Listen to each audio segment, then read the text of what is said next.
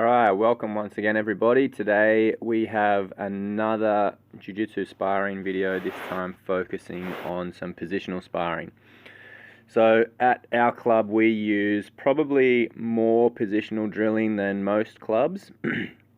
We try and really keep our free roll in almost to just a couple of days a week, and then every other day, every other session even, we're basically doing just a ton of positional drilling. It's kind of a good blend, a halfway point between drilling with no resistance or just drilling individual techniques and then rolling. So this one here we're focusing on starting in mount, and from memory and from the look of things, the person on the bottom has to not only escape the mount position but has to get on top, I think, as well. So what we do is we've got one man, we have odd numbers, so we got one man out. What will happen is every time somebody changes position, whoever ended up achieving their goal, so whether you submit them or you sweep them, or if they submit, we try and make it so that person stays on, kind of like a king of the mat. And then if not, we just go through whatever. But the idea is that very short rest periods for the odd man out so that everyone can continue working the whole time. So here we've got Kevin starting in the mount on Garrett. You can see Garrett straight away going for that half guard escape, trying to get the forearms and elbows in onto the left thigh. Bridges, sets up the half guard, switches off now here to a single leg X or an ashigarami, switches off to X. Nice transition to the honey hole. And Kev realizes that he's done. Alright, so now he's out, and over here we've got Young would have started on top maybe. Not sure. Kev here on the near side of the screen, Kev and Dan. Dan again working a half guard escape, and you got Ryan and Garrett on the other side.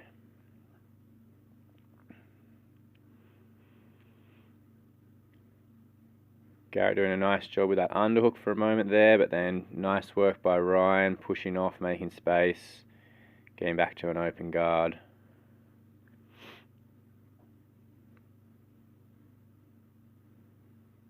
So you can see not much rest here. The guys are pretty much going non-stop rather than your typical sort of sit and wait for 5 minutes while everyone has a roll and then switch over. Just constant work basically the whole time. Nice little sweep. Young sort of tries to counter with a little bit of a heel hook there. Okay, so Dan's lost the position there. I don't know what we're talking about here. I can't remember. Oh no, he's still going.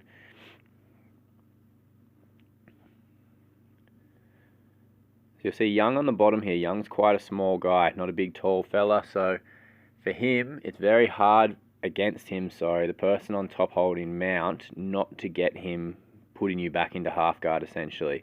So if you're a smaller person up against someone who's a bit bigger than you, generally speaking your escapes will revolve around you finding those little bits of space, because you can fit into those smaller little spots with your arms or your legs, just like that, where you snatch that little half guard sort of hook there. So oftentimes your escapes will be more based around pulling some kind of a guard, whereas if you're a bigger guy, so over here you can see the sort of a scramble. Ryan, for instance, on bottom here, he's about 6'6", something like that, and about 110 odd kilos. So for him, he's probably not going to be able to pull guard as easily, get to a half guard on somebody smaller than him as, say, Young just then, who just did that nice little backdoor escape. For a big boy like Ryan, he's probably going to use more of your bridge and roll typing of escapes, those sorts of things. So here he is now in mount on Kevin. Kevin's trying to wrap up the arm so he can try and take that post away when he bridge and rolls, but Ryan doing a nice job with his grapevines here.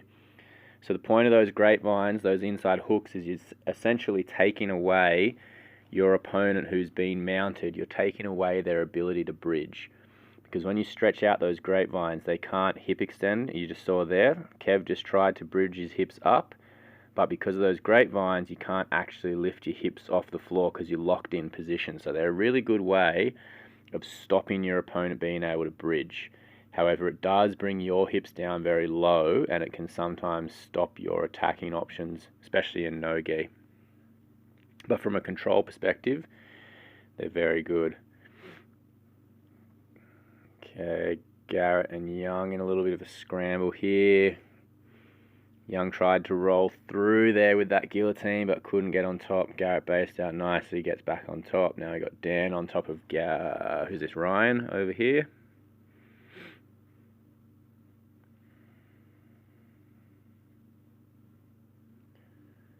Dan's got a nice high mount position there. So again, another little thing that you can do often against some of the bigger guys.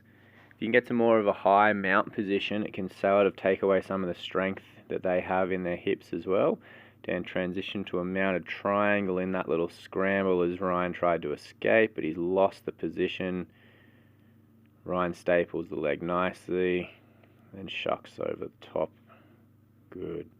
Now I've got Garrett on top here. Nice heavy hip pressure. You can see he's pushing those hips down into the guy on the bottom, Kevin.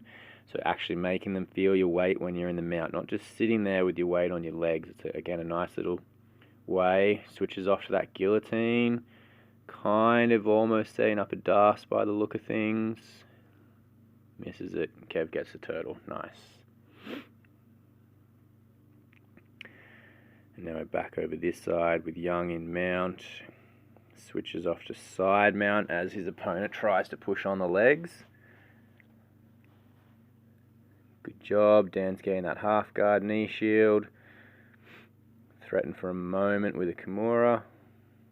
Gets out.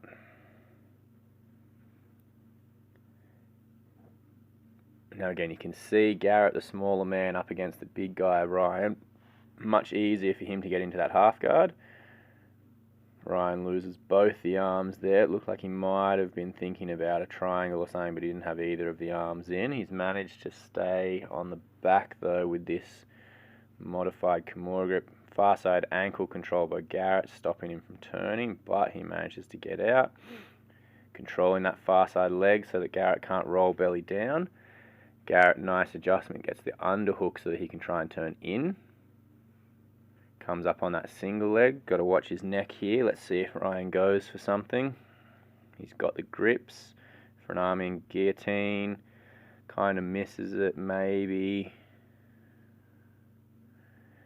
Gives it up. Garrett's into an over-under pass. Nice. Alright, thank you for watching, everybody. Don't forget to subscribe to the page. See you next time.